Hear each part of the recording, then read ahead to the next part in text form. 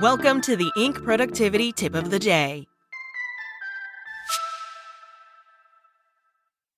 Today's tip: feeling exhausted and unmotivated at work? Use these two Harvard researchers' DEAR method to get unstuck. From Jessica Stillman. Have you ever been caught in an exhaustion, inaction doom loop?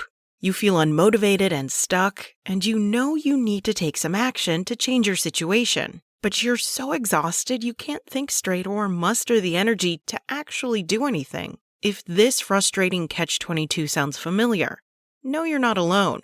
Coaches and psychologists report it happens not just to frontline workers, but all the way up to the very top of organizations. Hopefully, you can take some comfort in knowing you have plenty of company. But what you really need when you're stuck in a deep, dark, sticky professional rut is a route out of it. How do you break out of a low-energy, low-motivation doom loop and recover some zest for your work? Some recommend sabbaticals.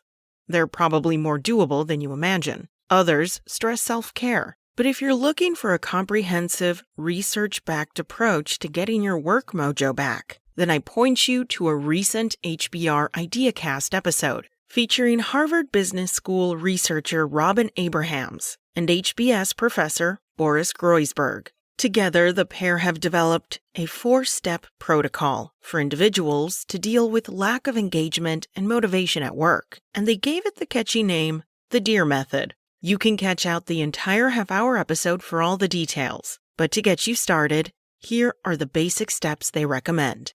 1. Detach. Abrahams and Groysberg acknowledge that it might feel a little counterintuitive to consciously try to disengage from work when your long-term goal is to reconnect with purpose and passion. But they offer a convincing rationale for this first step. Abrahams explains that when we're feeling particularly beaten down, we tend to get caught in loops of negative, unproductive thinking. Detaching from work serves to give you enough space to see your situation in a new light. So things like meditation, exercise, just getting out of doors, feeling your body can help you calm down. Get in touch with your feelings a little bit and get that distance that you need to make the right choices. And not be stuck in a kind of flight or fight mode, or I can't do anything, everything's just terrible, she says. The pair also recommend another technique backed by psychology to help us reason through issues more productively, taking a third-person perspective. So rather than thinking, I am so bored with my work but feel stuck, I would think, Jessica is a mid-career writer who is feeling bored and stuck. What should she do? You just sort of put yourself as a little protagonist because, come on, it is always easier to solve other people's problems than your own, right? Notes Abrahams. 2.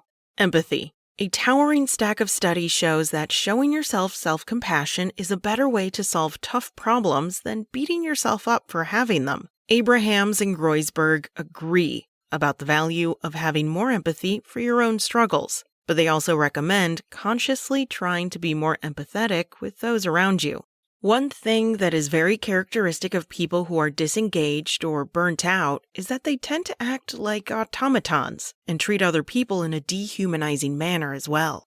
They don't see the humanity. And to break out of that, to try to make those human connections, honestly, fake it until you make it. But having emotional connections with people at work, it can be very crucial. Abrahams instructs. Seek one-on-one connections. Reach out to old mentors and colleagues.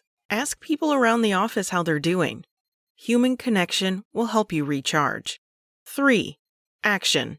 Now that you've given yourself some mental and emotional space so you can calm down and feel more centered, it's time to tackle the hardest step. Actually taking action to change your work situation. Groysberg suggests starting small. Tackle the little stuff, he advises. Even simply doing daily to-do lists for both for business and the personal stuff, and setting up specific goals in the morning, and then the exercise of crossing things off. Taking action outside work can help too. Abrahams agrees with a whole lot of other experts, as well as Olympians, celebrities, and founders, that developing a hobby outside work can help you return to your job with more energy, creativity, and resilience. The idea is to break the impasse and get you back into the habit of proactively shaping and improving your life. With the clearer eyes you developed in the first 2 steps, you'll hopefully spot new projects both in and outside work to get the motivational ball rolling. 4. Reframing. Once you've sort of reestablished, as it were, your humanity through empathy, through getting some distance on your own emotions, through taking some action and feeling like you can take meaningful action. Reframing is kind of the one where you ask yourself, okay, what about the situation though? Is there a different way I can think of my job that will make it more fulfilling? Can I restructure it in some way? Explains Abrahams. This often looks like examining your values and making sure you understand how the tasks you engage with every day help you advance those goals. Connecting to the purpose of your work in this way, studies by Wharton's Adam Grant and others show, can make the same old tasks feel much more rewarding, seriously increasing our motivation to do them. Of course, in some situations, more radical steps may be needed. Professionals who work in a large company may need to transfer to another team entirely. Entrepreneurs may need to hire help and rejig their roles. Some people may need to seek out the support of a mental health professional. But you're unlikely to get to a place where you can clearly see the steps you need to take if you don't move through the DEAR method. However, if you give yourself the gift of detachment, empathy, action, and reframing, the path out of your deep, dark, energy-sucking rut will hopefully be more obvious.